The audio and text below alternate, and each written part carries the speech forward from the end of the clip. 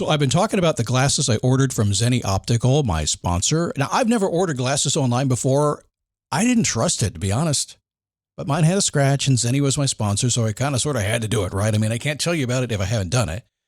So my previous thinking was, prices are too cheap. These can't be good. I'm not going to like them. I'm picky. I take that back. Mine costs about $70, and I can't tell the difference from the $500 pair I purchased 2 months ago. By the way, my wife likes them too. She said they look good on your face, and I want some too. And at about $70 or less, I can buy them. I am surprised, and I'm a customer. Zenni Optical has prescription glasses, sunglasses, blue light lenses, all starting at under $30. Go to Zenni.com, pick a frame, upload your prescription. They'll ship it to your door. No appointment, no store, no upsell at the counter. And Zenni has that virtual try-on, so you can see exactly how the frames look on your face, and that is very cool and confidence building. If your glasses are overdue for a refresh, now it's time. Go to Zenni.com/podcast and use the code podcast15 for 15% off your first order. The styles sell out pretty quick, so don't sit on this. Go to Zenni.com/podcast, promo code podcast15. Okay, funny story. My wife was listening to my podcast the other day. Yes, she does that. And she said, what's this thing called Whatnot you keep talking about on your podcast? Are you shopping without me? Yes, I am. I'm cheating on you. It's called Whatnot. It's live shopping with chat, and it's a lot of fun. Look, I coach a lot of people online. I coach people to make money online. Most don't know how to do it. And I have been telling a few lately to go to Whatnot, see what they're doing, and give it a try. If you're a Whatnot seller, you really shine, and your people find you. And that's a big deal because if you're selling online, they need to find you for you to make money, right? And then they become repeat customers because they see your face, not just your logo. Whatnot is the largest dedicated live shopping platform, whether it's beauty, it's collectibles, electronics, luxury, fashion, even cookies. Yep, cookies. Sellers are building real thriving businesses. Anyone can do it too. Some people on Whatnot are selling, get this, 10 times as much as they do on other major marketplaces. And you don't know this, but Whatnot buyers spend more than an hour on the app every day. They're not browsing. That's why they call them buyers. They're buying your stuff. So here's how it works. You go live, you showcase your products, and you earn real income. Search Whatnot, WHATNOT, in the App Store, download, and you can start selling right away. How are you? Well, come on in here. It's Happy Tuesday. Good to have you here today. Did you have a good holiday weekend? If you live in America, and if not, you know, we're America. So that means if we have a holiday, you can have one too. Yeah, I know, with the arrogance of Americans. Okay, whatever. I need a boost. I need a daily boost. I need a boost. I need a daily boost. I mean it, whatever. And I really mean that for just about anything in life. Listen, if you let your life be ruled by what other people think, your life is not good. It is the Daily Boost. My name is Scott Smith. Good to have you here today. Thanks for stopping by. And yesterday, of course, a very different show for me. I was going to apologize for mispronouncing all those Greek words. But, why? It's not going to do any good anyway. I figure if your life got thrown off track because Scott can't pronounce a Greek word, and that caused you to miss all the good stuff between the mispronunciations, I ain't your huckleberry anyway. I've just never cared.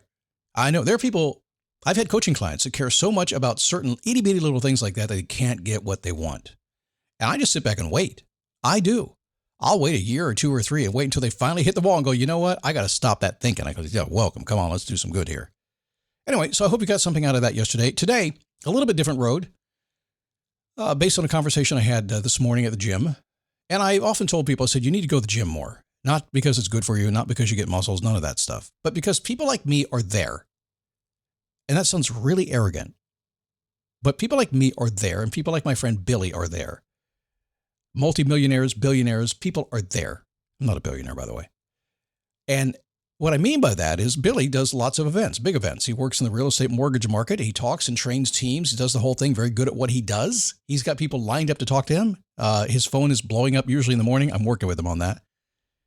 And yet we spend probably 3 hours a week in conversation over workouts. And we get up on the stair monster rotating stair thing, or we go in the sauna and we talk for 45 minutes. And we're just masterminding is all we're doing. And today we were talking about it. We said, isn't it kind of cool? There's no desire to take anything or to get anything from the other person. We are just giving. It's kind of the go-giver kind of attitude. We're just enjoying this mastermindy level conversation. And what's really sad about it is, see, you're not there. If you're not there, you're missing the conversation. I cannot tell you how rare it is that somebody kind of snuggles up to me, that's a bad word, on a treadmill or something and knows what I do and strikes up a conversation. It's happened. And when it's happened, I cannot tell you how many times that we end up in a 4-hour conversation at the coffee shop. I charge people for that in my business. And yet because somebody made a friend of me at the gym, just like I made with Billy, we get all this incredible masterminding. It's amazing stuff. So if you're not at the gym, go to the gym just for that, okay? So in the conversation this morning, I shared with you last week something about a gentleman I met in the sauna. He's from Nepal. And sadly, I don't have his name yet. It's just one of those things where we're just talking, good conversation. And no, I didn't even forget it. I never knew it. He knows mine. My name's Scott. That's easy. I never knew it. And so we're having this conversation about him. And he was talking about one of the biggest issues that all business owners have. Number one issue every business owner have. And I will contend, for those of you who are not business owners and going to run away from me right now, I will contend that you have the same problem. In your personal life, in every single aspect of your life, this same problem we're about ready to talk about is your problem too. And that is getting leads, in this case, for your business. Every business must have leads. A lead is a prospect. A lead ideally will become a customer. A customer will become your business and become your lifestyle. Every business must have them because customers come and go. There's customer life cycles and the whole thing. And no business owner likes to go after getting leads or prospects. In fact, most people I talk to say, I hate sales. I hate marketing. Too bad. If you're in business, strap it on, buckaroo, because you're a marketer. That's what you are. So this is the number one problem we run into all the time. So I start with that because that's the truth. Now, I did say it happens in all your life as well. I will go so far as to say, and I'll stand on this hill, I'll die on this hill if I need to, is that if you need a job, you need to find a lead. You need to find somebody who's hiring. That's a lead. So you can become an employee. If you are single and you need a girlfriend, you need some leads. You can talk to your buddies and say, hey, do you know anybody? Same if you need a boyfriend. I can look at this in any possible way and say, if you are opportunity negative, you don't have enough opportunities. A lead is an opportunity.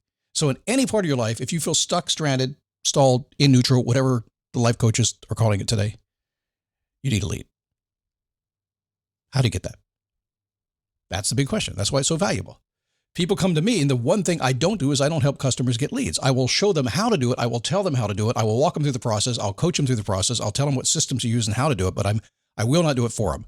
I can make a lot of money. I just don't want to be in that business. I don't want to be in the business of having to be responsible for giving you leads so you can build your business. Because I fully understand that if you can't generate your own opportunity, you probably shouldn't be in business.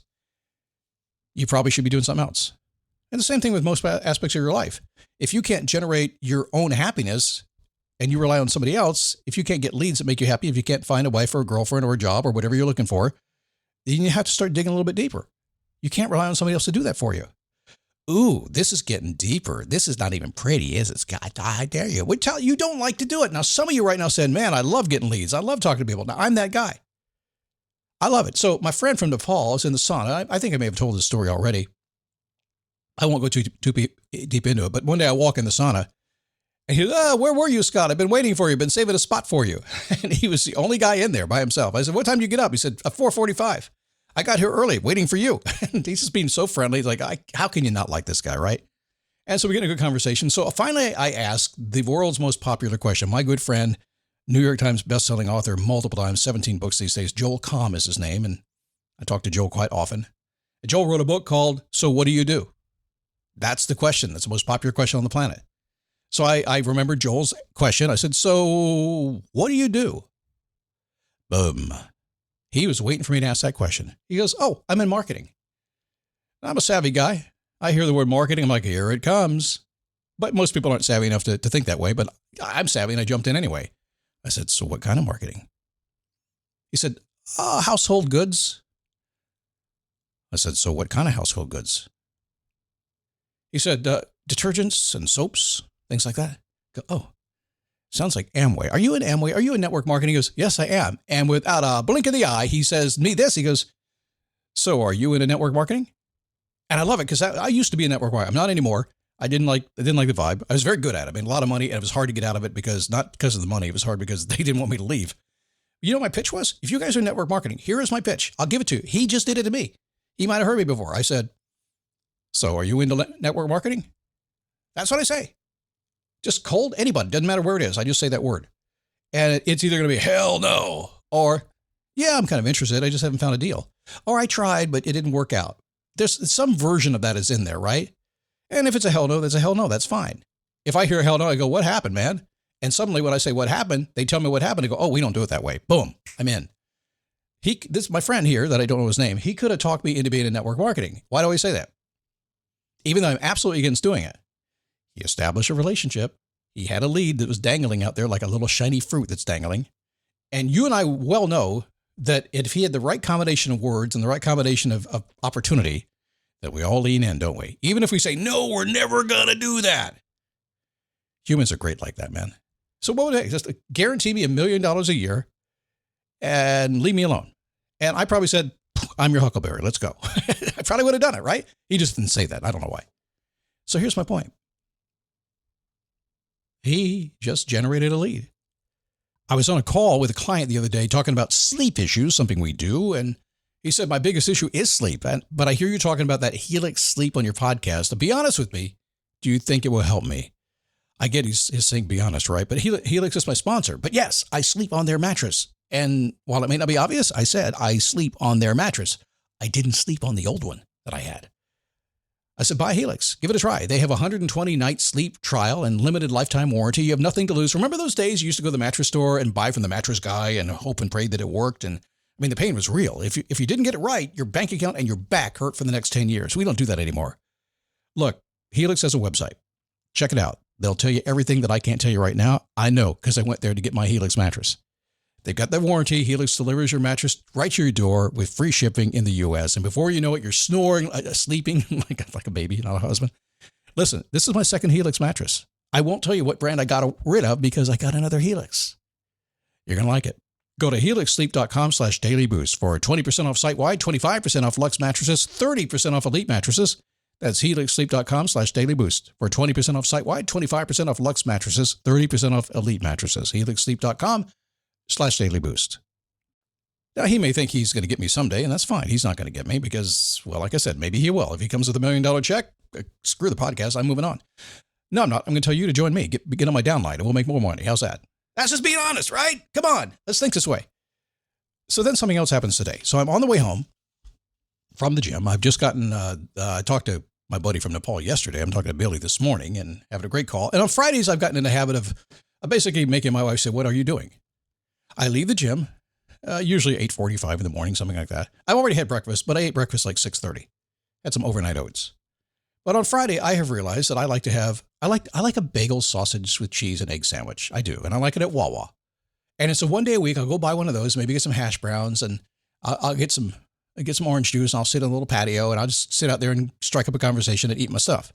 I know. And I said, you had 800 calories. What do you do that for? I said, I know it's Friday. I got to do something on a Friday. That's how I start my weekend, right? So I did it. My wife doesn't understand it, but she does look at my credit card to count how many times I've done it. She says, I know. It's my life. When I die one day, they'll say it was all because of bagel sandwiches. But I go into the Wawa today, not thinking too much about anything. I'm just a person, just a customer walking in there. And I pick up my bagel. I like bagel and sausage, although today I may have changed my mind to bagel and bacon. It might be a little better these days. I'm thinking that might be the way I go. But anyway, behind the counter I know her name is Regina. I know that because there's a piece of paper in front of me that says Regina, and she gave me her phone number. I noticed her way before that, though, because the lady in front of me was talking to her, and she was being so nice and so smiling and so happy, and I was feeling like, oh my gosh, she's going to not talk to me like that. I hope I'm that friendly, but mostly because the lady in front of me actually had a Gatorade and a bag of M&Ms, and I struck up a conversation with her really fast. I said, man, I love that kind of breakfast too, Gatorade and M&Ms. She goes, yeah, this is good. I said, my problem is about the family size. She goes, I usually do too, but I got to work today. I didn't want to do that. I said, oh, I love this woman, man. So that conversation is happening. She goes on her way. And then Regina looks at me and she says to me, hi, good morning. How are you today? I said, awesome. Had a great workout today. Feeling pretty good. How are you today? That's exactly what I said. She goes, I can't complain. I gave her my one-liner right back. I always do. Sure you could. If you could, what would it be today? And she said, I can't think of a complaint. I said, well, good for you. You have nothing, but sometimes complaining is good.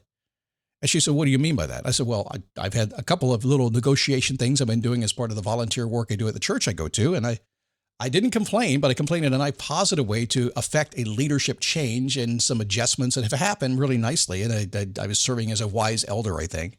And I kind of told her all this very quickly. There's nobody else in line behind me. I said, so that to me, that was kind of like complaining because I saw some things that weren't right in the way they needed to be.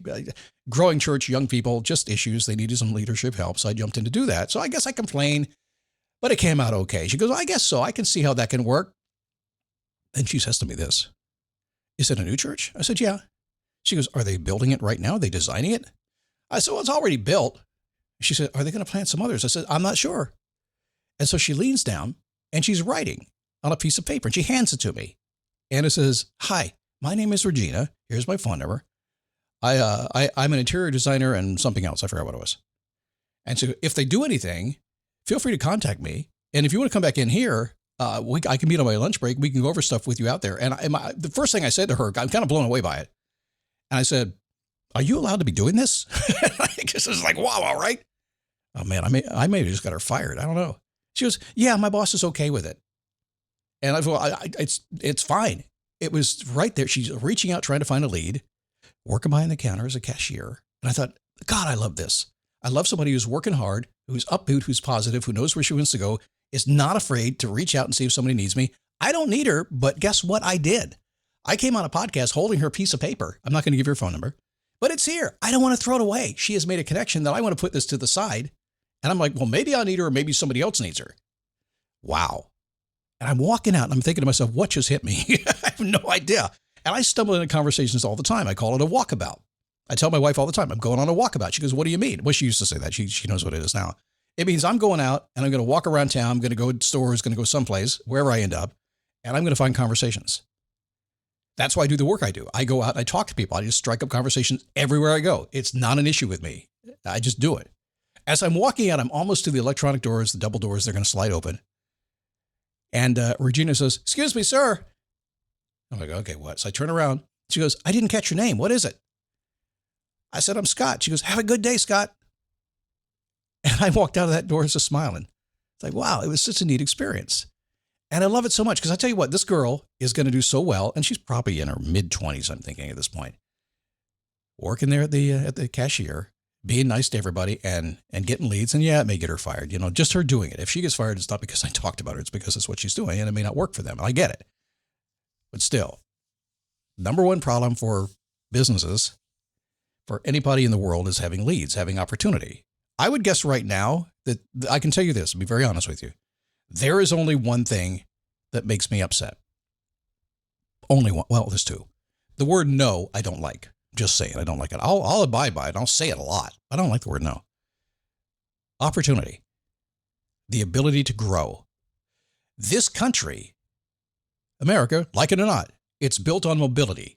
It's built on the ability for you to grow and move around and do whatever you want to do. It's built on this capitalistic system is built on that. And again, whether you agree or not, I don't care. I do. That's a different conversation. I like it. It's built on your ability to choose your path and to do what you want to do to pursue happiness, right?